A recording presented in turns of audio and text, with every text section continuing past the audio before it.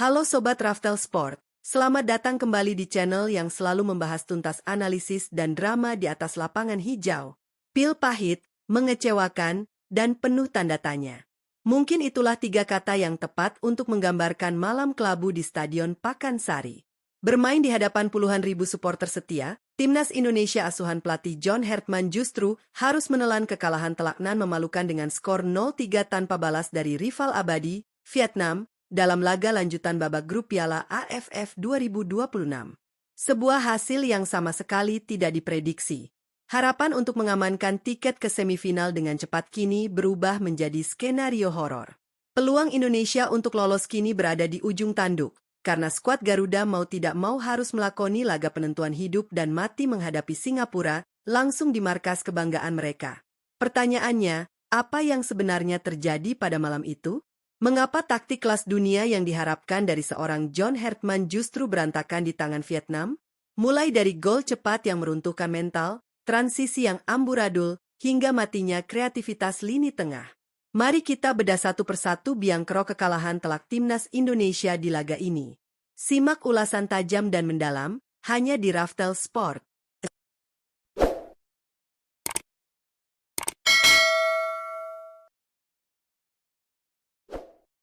Kesalahan paling fatal dan mendasar yang dilakukan skuad asuhan John Hertman adalah kegagalan mutlak dalam menyiapkan mental dan fokus fisik di 15 menit awal pertandingan. Dalam sepak bola modern, 15 menit pertama adalah fase krusial untuk mengukur game plan lawan, namun Indonesia justru masuk lapangan dalam keadaan tertidur. Terbukti, gawang Indonesia harus jebol saat laga baru berjalan 6 menit.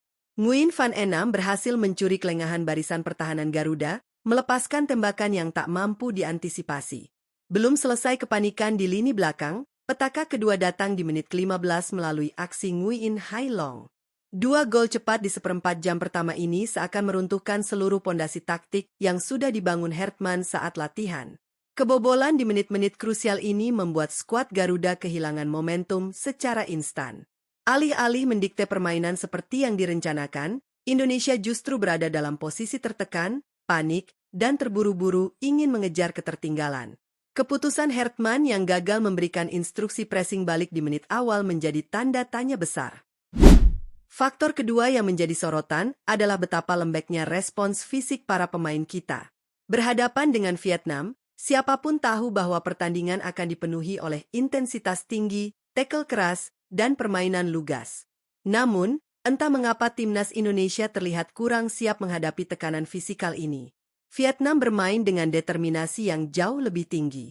Setiap perebutan bola 50-50, pemain lawan selalu berhasil memenangkannya. Kegagalan John Hertman dalam mengantisipasi agresivitas dan high pressing dari Vietnam membuat para pemain Indonesia terlihat kewalahan.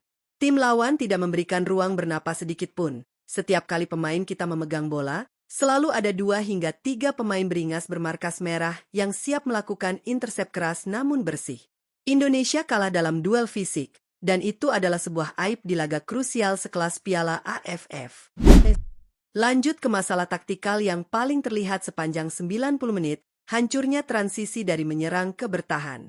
Tertinggal 2 gol membuat skuad Garuda tampil sporadis, terlalu asyik menyerang demi mencari gol balasan, namun melupakan pondasi pertahanan.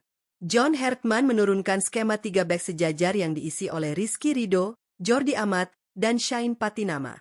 Secara teori, skema ini harusnya kuat menahan gempuran.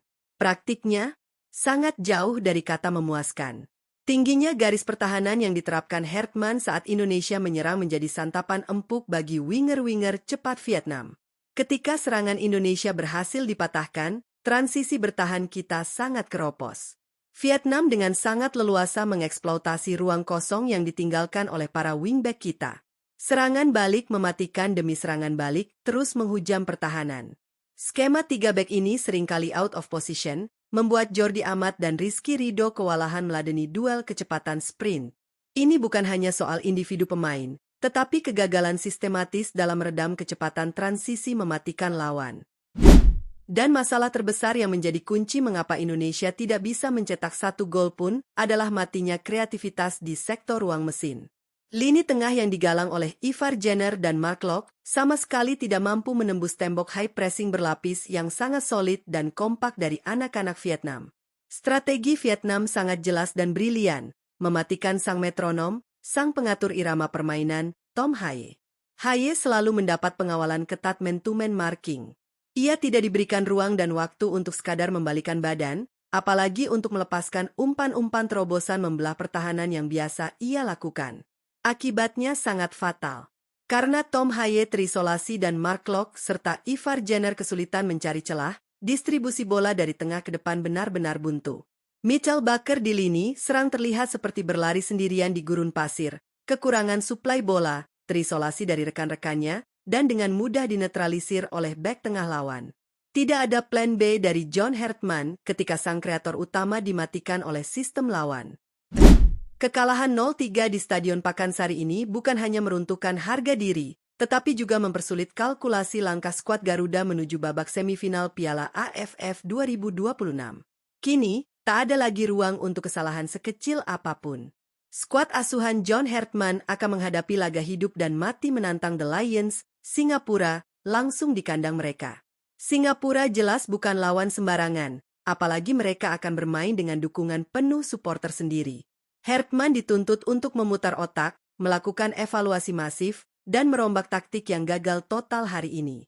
Memperbaiki fokus menit awal, mematangkan transisi bertahan dari serangan balik, serta mencari alternatif kreator serangan jika Tom Haye kembali dikunci rapat, adalah harga mati.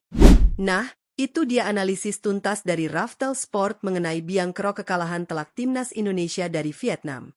Mulai dari pemilihan formasi, strategi yang diterapkan, kesalahan-kesalahan di lapangan, hingga faktor mental dan efektivitas permainan, semuanya sudah kita bahas secara mendalam. Tentu saja, setiap pertandingan selalu menghadirkan banyak sudut pandang, dan tidak semua orang akan memiliki penilaian yang sama. Justru disitulah serunya mengikuti perkembangan sepak bola, karena selalu ada ruang untuk berdiskusi dan bertukar pendapat. Sekarang giliran kalian, Sobat Raftel. Menurut kalian, apa faktor terbesar yang membuat timnas Indonesia harus mengakui keunggulan Vietnam? Apakah skema 3 back yang diterapkan John Hartman masih layak dipertahankan saat menghadapi laga krusial melawan Singapura nanti? Ataukah sudah saatnya pelatih melakukan perubahan formasi, rotasi pemain, atau bahkan mengubah pendekatan permainan agar timnas bisa tampil lebih solid dan efektif? Tulis pendapat, analisis, dan prediksi kalian di kolom komentar di bawah.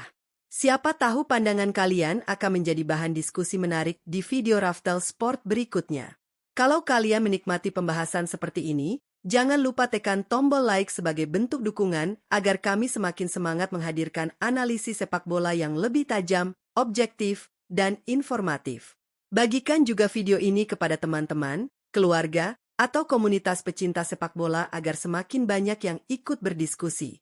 Dan yang paling penting, jangan lupa subscribe channel Raftel Sport serta aktifkan lonceng notifikasinya supaya kalian tidak ketinggalan berita terbaru, ulasan pertandingan, analisis taktik, kabar transfer pemain, hingga berbagai cerita menarik dari dunia sepak bola Indonesia maupun internasional. Terima kasih banyak karena sudah meluangkan waktu untuk menonton video ini sampai selesai. Apapun hasil yang diraih timnas Indonesia, mari kita tetap memberikan dukungan, kritik yang membangun, dan semangat kepada para pemain agar bisa bangkit dan tampil lebih baik di pertandingan berikutnya. Sampai jumpa di video selanjutnya. Tetap semangat, tetap sportif, dan seperti biasa, salam olahraga.